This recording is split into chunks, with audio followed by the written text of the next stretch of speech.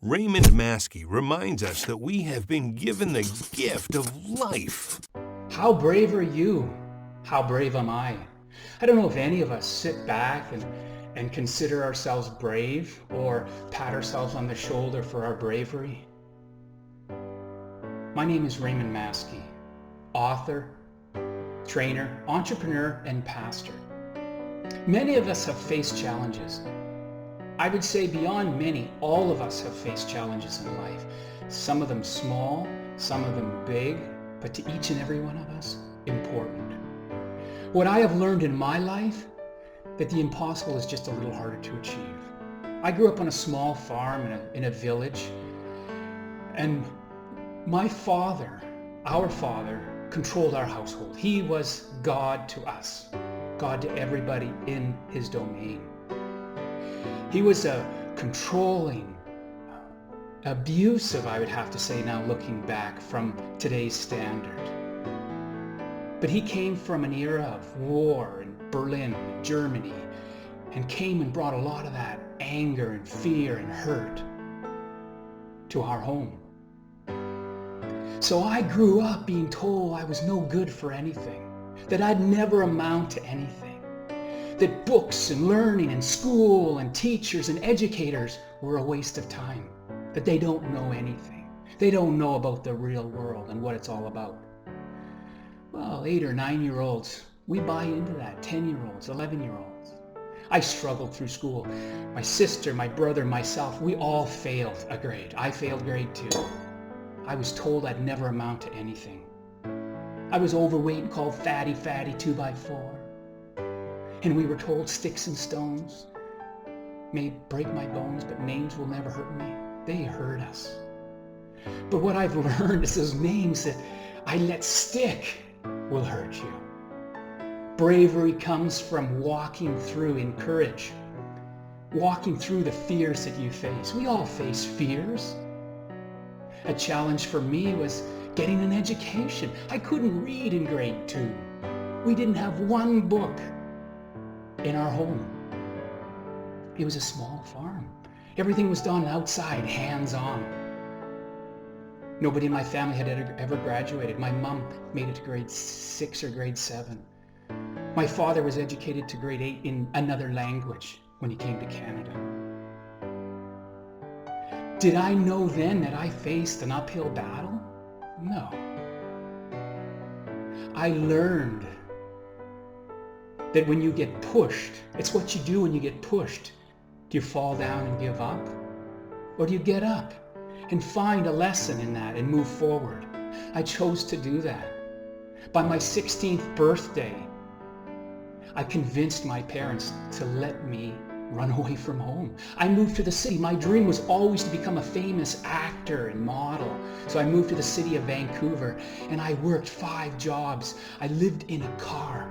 I lived in a Volkswagen Beetle because I had no money, but I had a dream. I had a desire. Was I brave?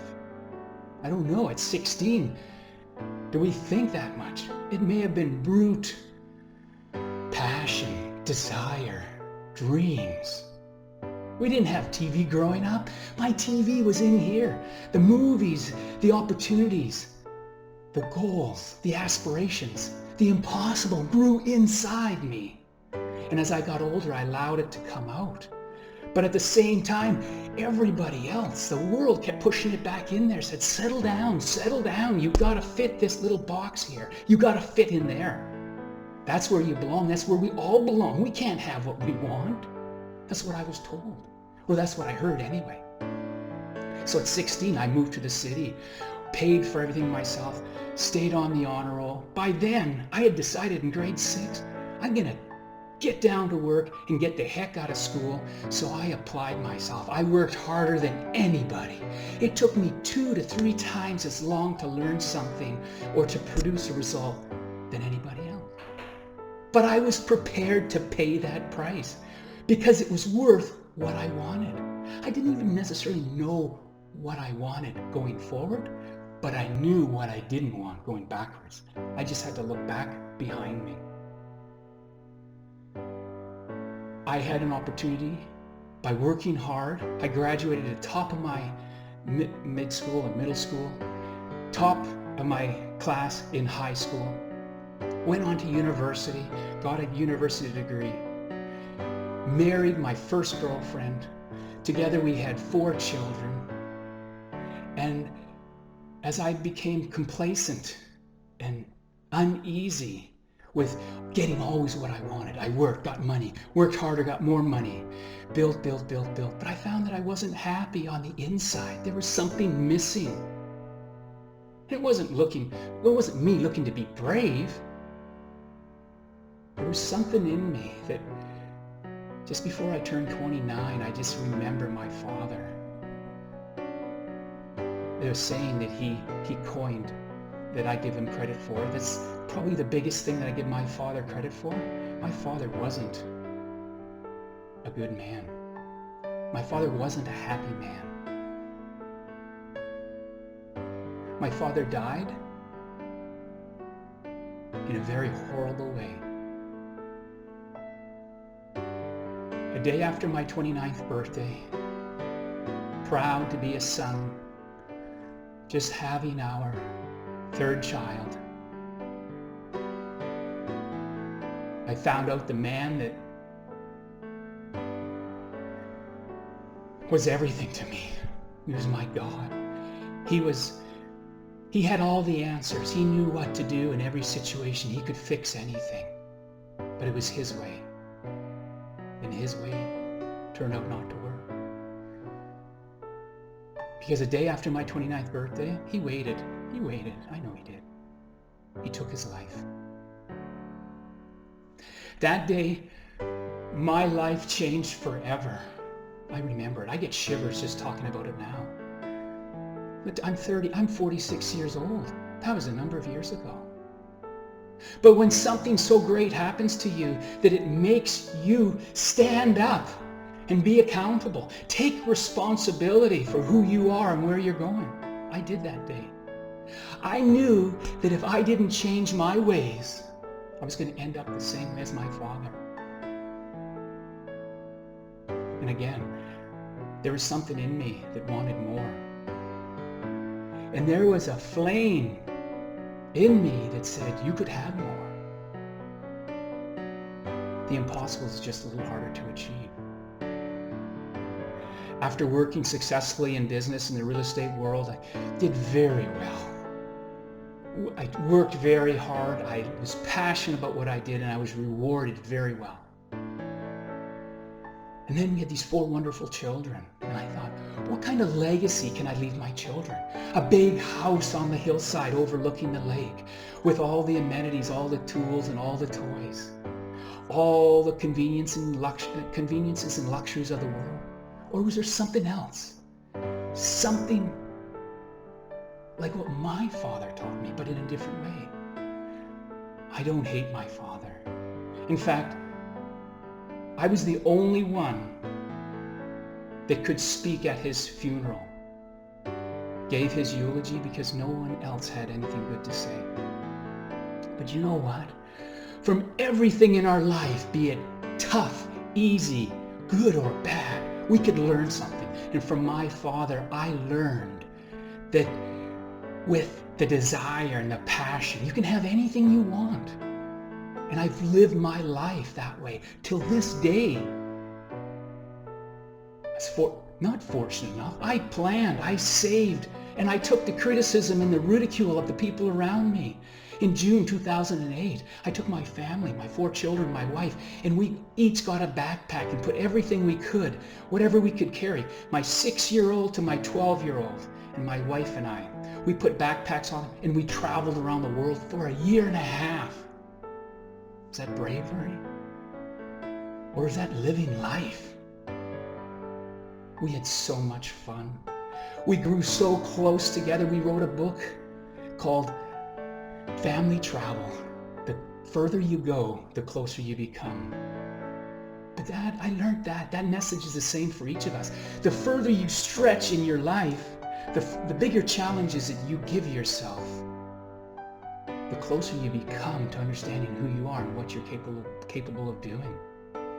In that year and a half, each of my children were able to with my help, produce and publish a book about their travels around the world. So I've got 4 children that have each written a book. My goal as a father was to give them the tools, the confidence, and the inspiration for them to take one step higher, to go 1 notch above me, 2 notches, 3 notches, knowing that there is no limit.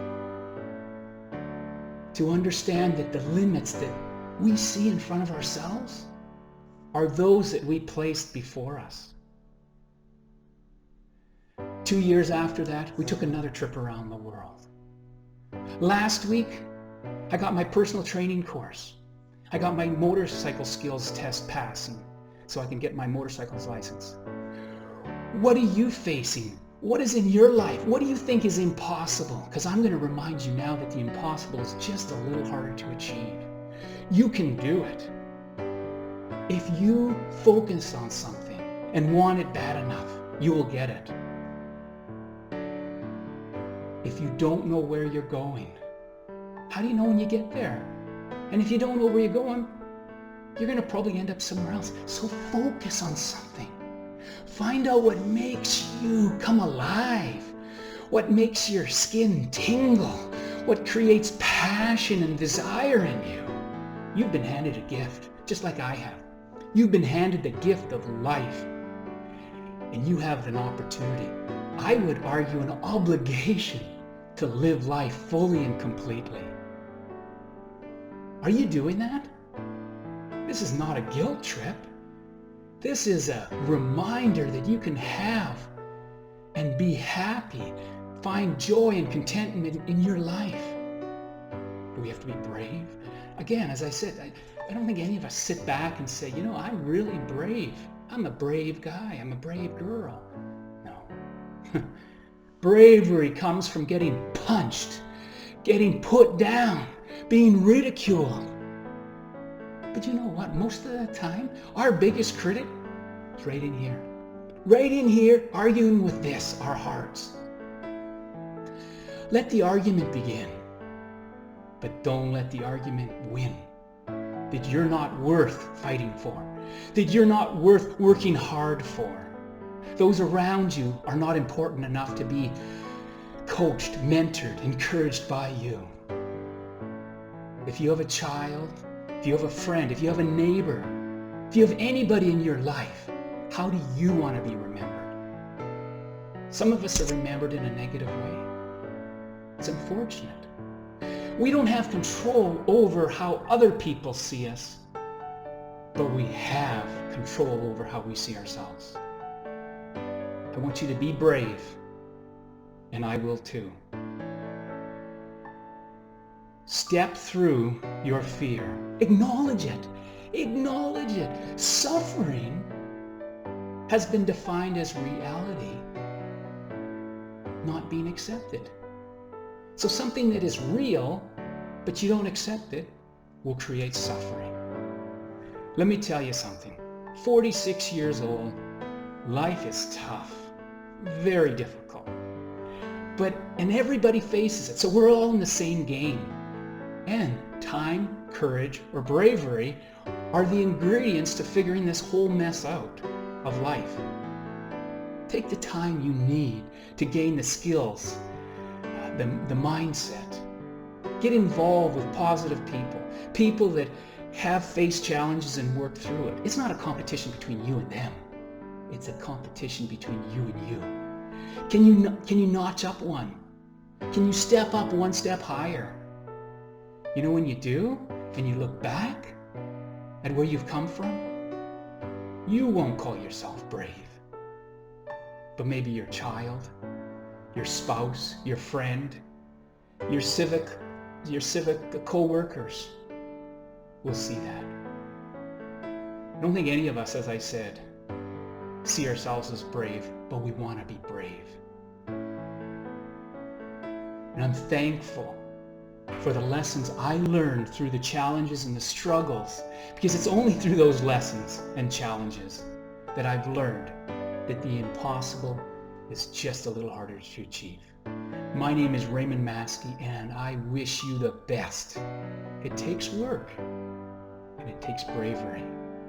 Put the two together, put fear on your back, and walk right through. Have a great day, and we'll chat soon.